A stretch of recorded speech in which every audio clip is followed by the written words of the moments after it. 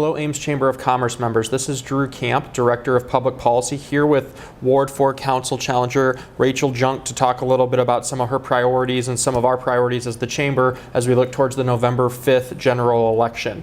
Rachel, thank you very much for being here with us today. Yeah, thanks for having me. As you know, the Chamber is a business advocacy organization, so obviously business policies and pieces that are going to help move the business climate forward in our service area and our market are things that we're highly interested in.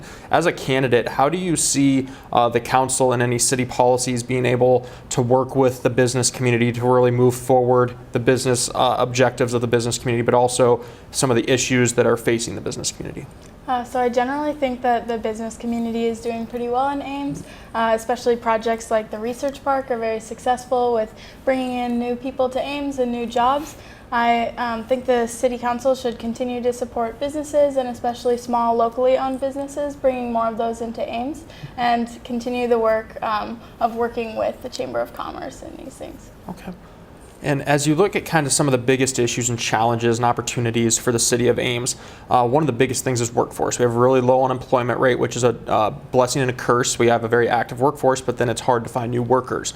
So one of the things we always are looking at is how can we help attract a new population and some new talent to our labor shed.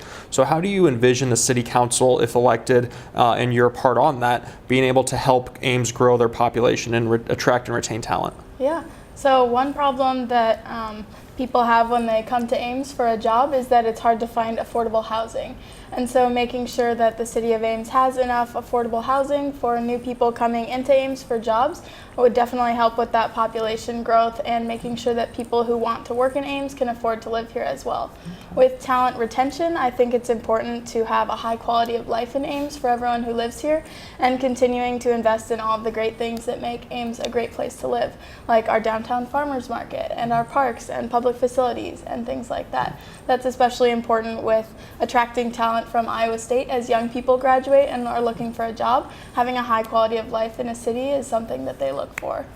Yeah, we would definitely agree with that. One of the things that we look at going forward towards the 2020 state legislative session, placemaking, quality of life, all of these things are really, really big hot button issues right now that the legislature we know wants to look at. So that'll be something, obviously, as the legislature looks at it, obviously communities are also going to be looking at that. So that's something that we're really excited to kind of look at and see what we can do to help move forward. So thank you for that. And what do you see as the most important issue facing the community, and how would you propose addressing it? So the most important issue that I see here in Ames is climate change. It's not just a global problem like a lot of people see it, it's also a local problem, and we can have a big impact in addressing it here in Ames. The first step is to create a climate action plan with our greenhouse gas inventory that we're doing right now, so we can detail how to lower emissions over many years in the future.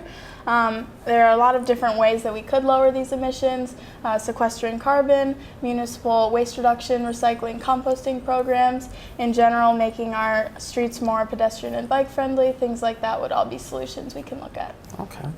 And then if elected, this kind of plays into some of the previous questions, but if elected, if you were to look back in 4 years, having served a full 4-year term, what would be the one thing that you would really hope you would have been able to accomplish?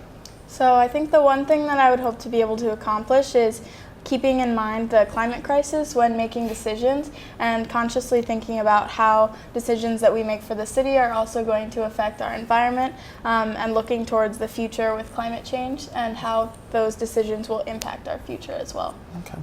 And then one of the biggest things on local elections, and this is a conversation I have with all the candidates, whether it's for school board or for Mary Greeley Medical Center or for the city council, for mayor, whatever position, any nonpartisan office, we always want to try to keep partisanship out of politics at the local level. That's one of the things that makes it work so well, frankly. And so how do you envision, or how would you ensure that partisanship isn't interjected or introduced into local politics if elected? So I think the nonpartisan nature of our city council and local government is incredibly important. It's a way that a lot of our decisions get made, and we can make the decisions that are best for the city of Ames by working together instead of being divisive. I'm definitely committed to the nonpartisan nature of the council and would love to ensure its continuation in the future. Okay. And the last question we have for you today is, it's a pretty typical question as you look at any kind of campaign or things along those lines, especially in a race in which there's challengers and multiple people running for the same seat.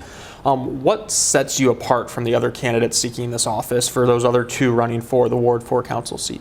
So I think what sets me apart is that I have the experience of being a lifelong Ames resident as well as being an Iowa State student. So not just in the city of Ames, but especially in Ward 4, it's populated by both ISU students and members of our community that live here longer term.